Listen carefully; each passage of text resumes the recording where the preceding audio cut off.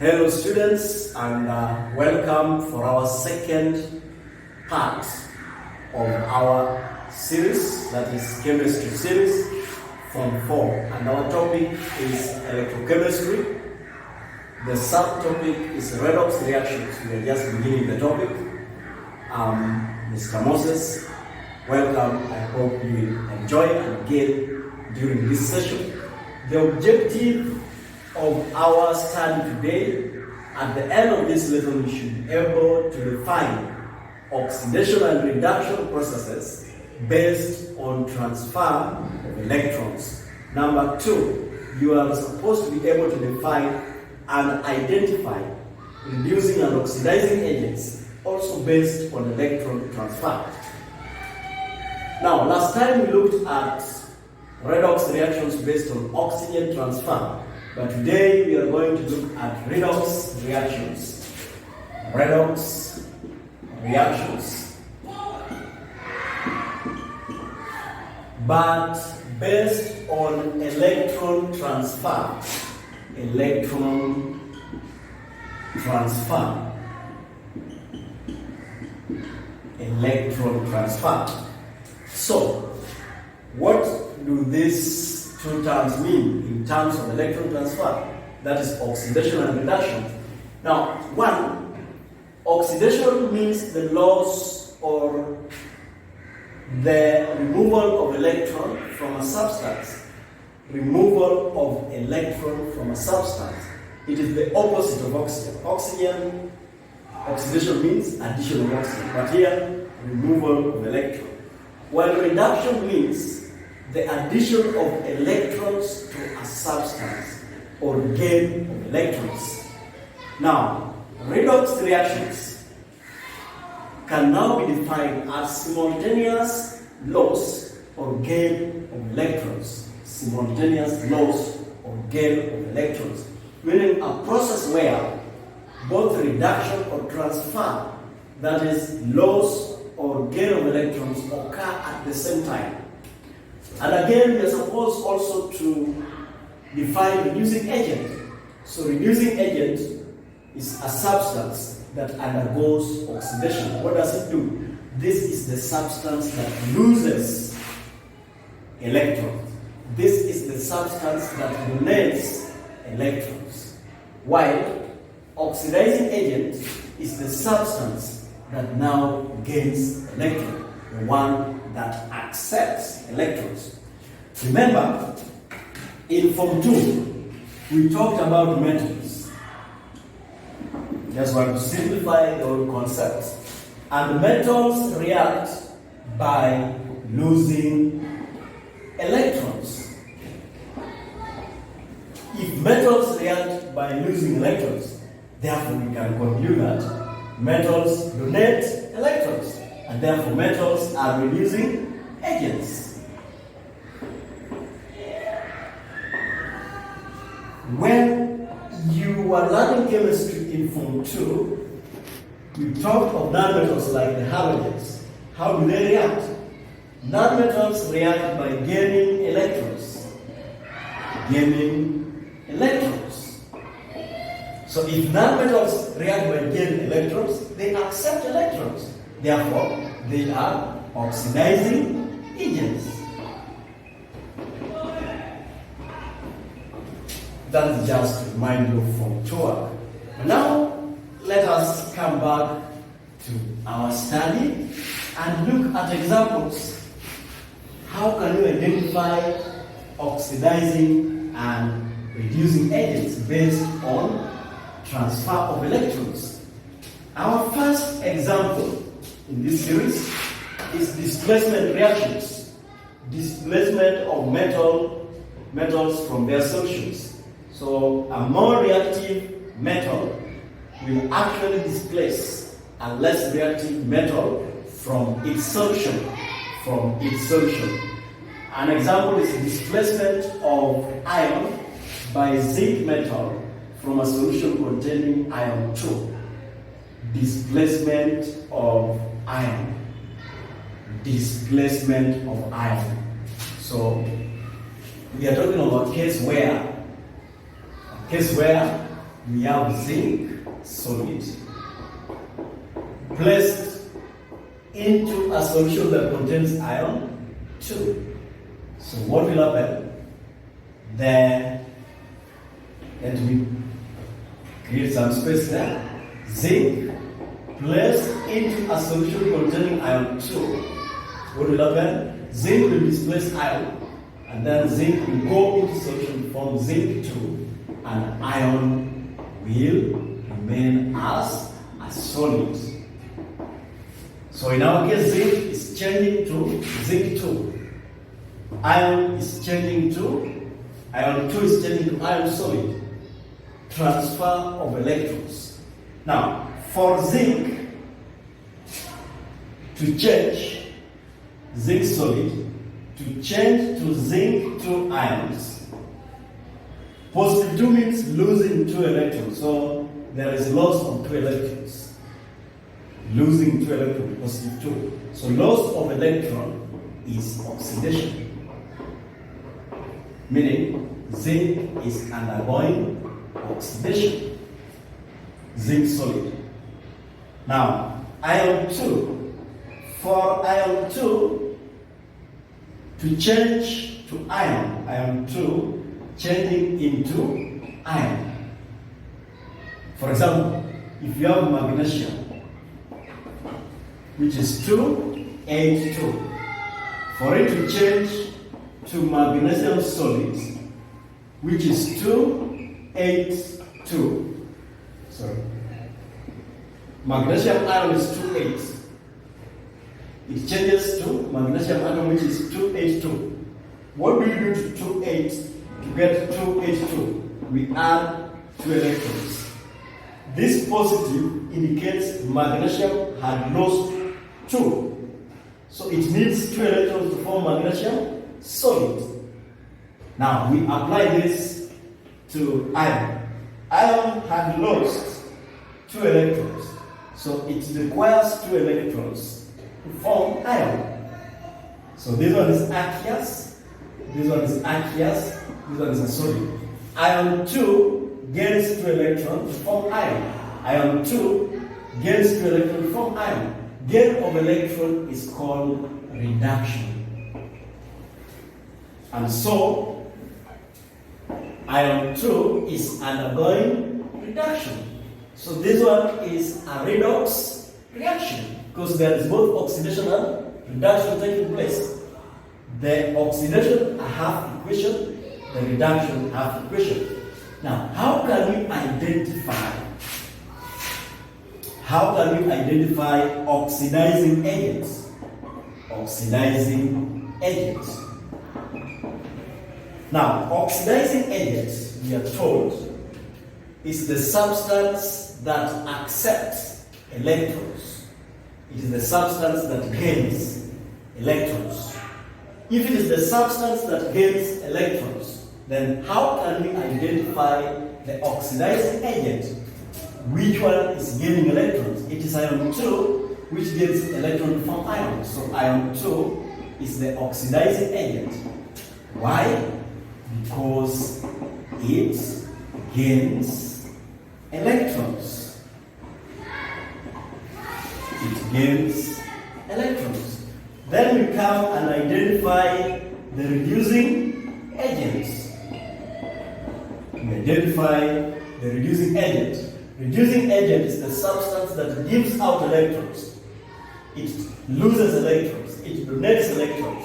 So which one donates electrons? Zinc, to form zinc 2 ion. So our reducing agent is zinc solid. Why? Because it loses electrons. It loses electrons. That's how we identify oxidizing and using agent. Yes, we move to the second example.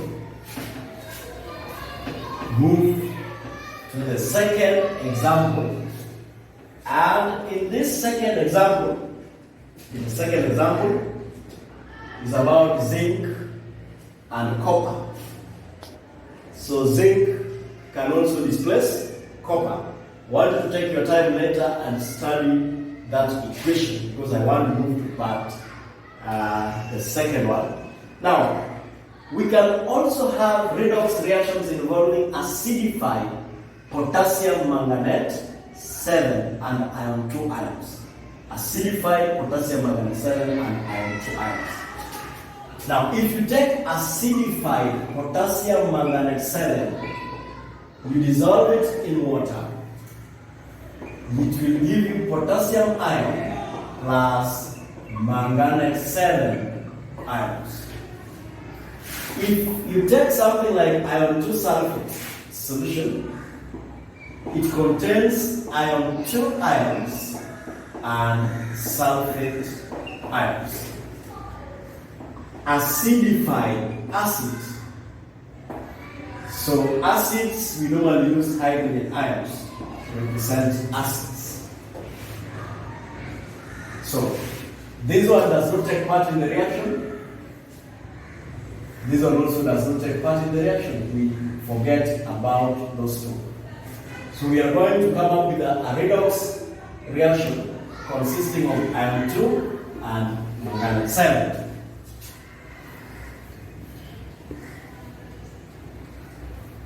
Now, we all know that manganate 7 is an oxidizing agent. So if we take iron 2 ions, iron 2 ion is normally oxidized to iron 3 by loss of how many electrons? 1 electron. So this one has lost 2. Remove 1, it's losing 2. It's like aluminium. See, aluminium is 2, 8, 3.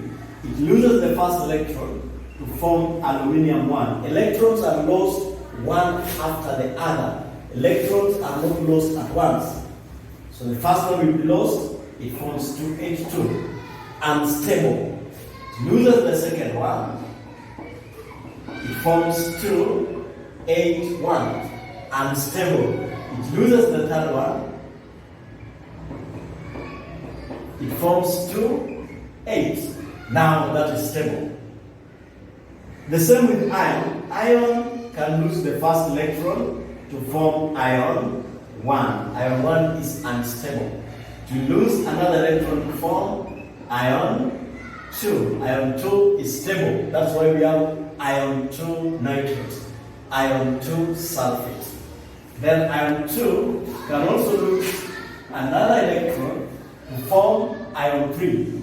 So you can see that changing from iron 2 to iron 3 involves loss of 1 electron.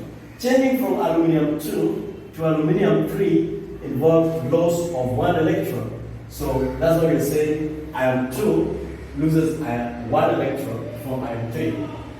From what we know, which is aluminium, to what we don't know, which is iron. Hope you have understood that part. Now, potassium manganate 7. This potassium manganate 7. Normally, if you add an acid in the presence of hydrogen ions from an acid, it will form manganese 2 plus water. Manganese 2 plus water. For oxygen, we balance oxygen. Hydrogen is 4 times 2, 8. We have 8. Okay? Then we now balance the charges. We balance the charge. How do we balance the charge? This one is negative 1. This is positive 1 times 8, positive 8. Negative 1 plus positive 8 is positive 7. The other side we have positive 2 here. Here the charge is 0. So the other side is positive 2. For us to balance these charges, we need electrons. 1 electron is negative 1. So we need to subtract how many? 5. To make this one to be 2, 2. So 5 means we add 5 electrons. Why? Because 5 times minus 1 is minus 5. So it is plus 7 minus 5. 5 electrons, which will give you positive 2. So now we need to add 5 electrons here. So we're going to expand and have our manganese 7 plus 8 hydrogen plus 5 electrons. Plus 5 electrons. 5 electrons are gained, meaning 5 electrons must be lost. Electrons move from ion 2 to manganese 7 ion. So electrons will move here and then they are accepted there. If 5 electrons are accepted, then 5 electrons must be lost. 5 electrons will be lost by 5 ion 2 ions. And 5 ion 2 ions will form 5 ion 3 ions. Our equation is now balanced. This one is aqueous, this one is aqueous, this one is aqueous, this one is aqueous, this one is aqueous, that one is a liquid. So here we have loss of electron is oxidation. Gain of electron is reduction. Let us add these two equations. When adding equations, put the reactants together. So first reactant is 5 ion 2. The second reactant is manganese 7. The third reactant is 8 hydrogen ions. The fourth reactant is the 5 electrons. You jump on the product side. 5 ion 3. 5 electrons. Manganese 2. Then we have A4 plus 4 water. 4 water. Electron, 5 electrons.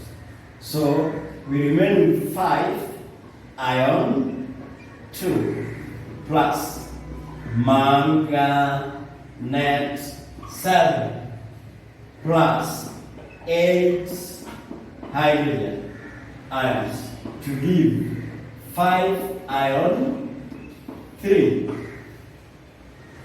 Then we have plus manganese 2 plus 4 water. So aqueous, aqueous, aqueous, aqueous, aqueous, liquid.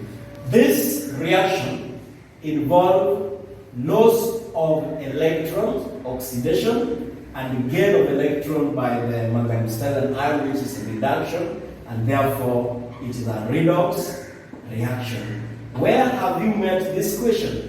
This equation is used to explain the redox titration, which is found in Form 3 under volumetric analysis. This is the equation that we normally use. And remember, the mole ratio is normally 5:1. So this one is an example of a redox reaction. Now, from here, we can identify the oxidizing and reducing agents. So, our oxidizing agents, in this case, but we have agreed that this ion is undergoing loss of the electron, which is oxidation. So the oxidizing agent is the substance that accepts electron, and our oxidizing agent is manganese 7 ion. Why? Because it gains electron. gains electrons. And then we have reducing agents. So which one is the reducing agent? A substance that gives out, and loses what? Electrons. So iron 2 is losing electrons, which are gained by manganese 7. So our reducing agent is iron 2. Why? Because it loses electrons. Now, so this one is a redox reaction, and I hope you have followed how this equation is derived. Next time in our third lesson, before we move to the next definition of redox based on hydrogen, we are going to look at how you can use the reaction between acidified potassium dichromate 6 and iron 2. We are going to derive that equation and show why it qualifies to be called a redox reaction. Thank you for listening, and let's meet in our third lesson. Be blessed. That is the end of our class. Yes.